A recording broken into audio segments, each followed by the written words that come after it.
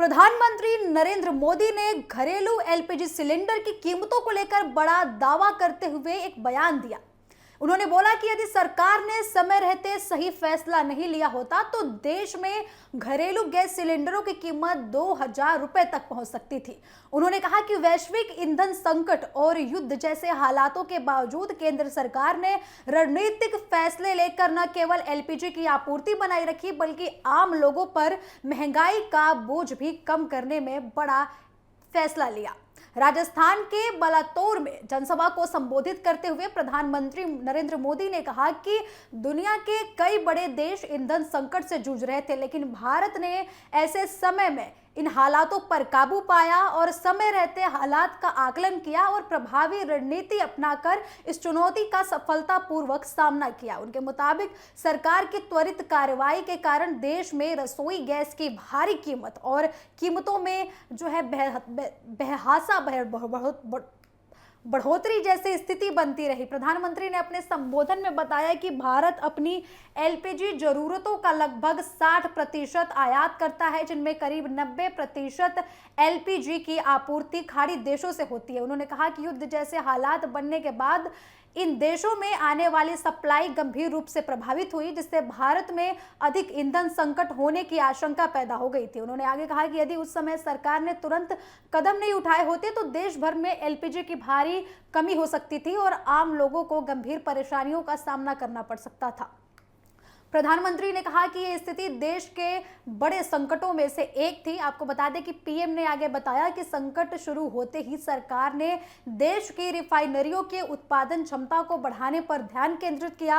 औद्योगिक उपयोग के लिए बनने वाली गैस का हिस्सा घरेलू एलपीजी उत्पादन की ओर मोड़ा गया। इसके साथ ही जिन रिफाइनरियों में पहले एलपीजी का उत्पादन नहीं होता था, उन्हें भी आवश्यक तकनीकी बदलाव कर इसके लिए तैयार किया गया। उन्होंने आगे बताया कि इन प्रयासों का असर ये हुआ कि केवल 7 दिनों के भीतर देश में एलपीजी उत्पादन में बढ़ोतरी हुई। पहले जहां प्रतिदिन लगभग 35,000 मीट्रिक टन एलपीजी का उत्पादन होता था, वही संकट के दौरान इसे बढ़ाकर करीब 54,000 मीट्रिक टन प्रतिदिन कर दिया गया। प्रधानमंत्री ने ये बोला कि सरकार ने केवल उत्पाद बढ़ाने तक जो है कार्य नहीं किया है, बल्कि एलपीजी की मांग को लेकर करने वाले जो piped natural gas PNG connection है, उनको भी तेजी से विस्तार उनका किया गया। उन्होंने बताया आगे कि कम समय में करीब 11 लाख से अधिक लोगों के घरों में पीएनजी नेटवर्क जोड़ा गया, जिससे घरेलू एलपीजी सिलेंडरों की मांग पर दबाव बहुत ज्यादा कम हुआ और उपलब्ध गैस का बेहतर वितरण संभव हो सका। उनके अनुसार ये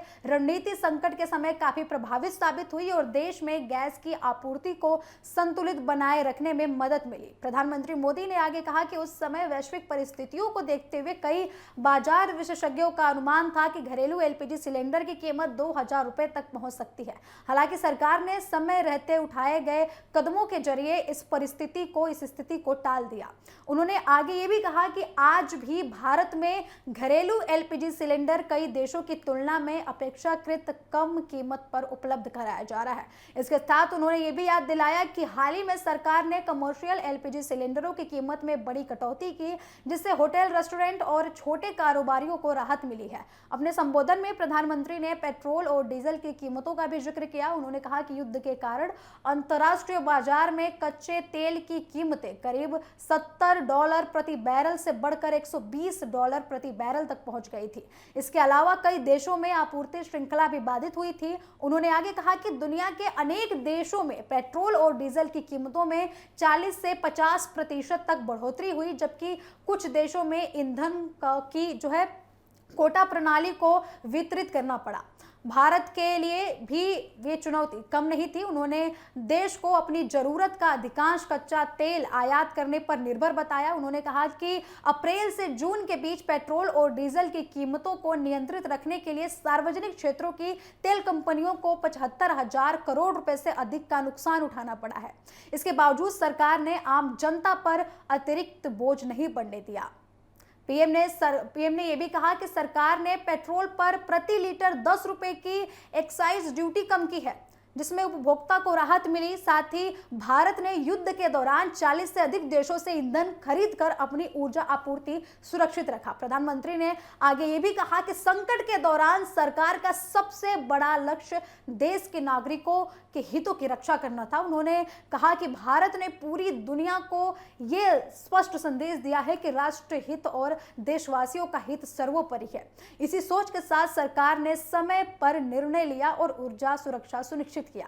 संकट की घड़ी में सरकार ने उत्पादन बढ़ाने, वैकल्पिक आपूर्ति सुनिश्चित करने और करों में राहत देने और ऊर्जा स्रोतों के विविधीकरण जैसे कई अहम कदम पे उनको कदम उठाने पर मजबूर किया, जिनका लाभ अब कई देशों में देखने को मिल रहा है। और सबसे बड़ा उदाहरण भारत सामने आ रहा है इसका कि ऐसे रणनीति बनाने के कारण पेट्रोल और डीजल की कीमतें अन्य देशों के मुकाबले भारत में कम रही।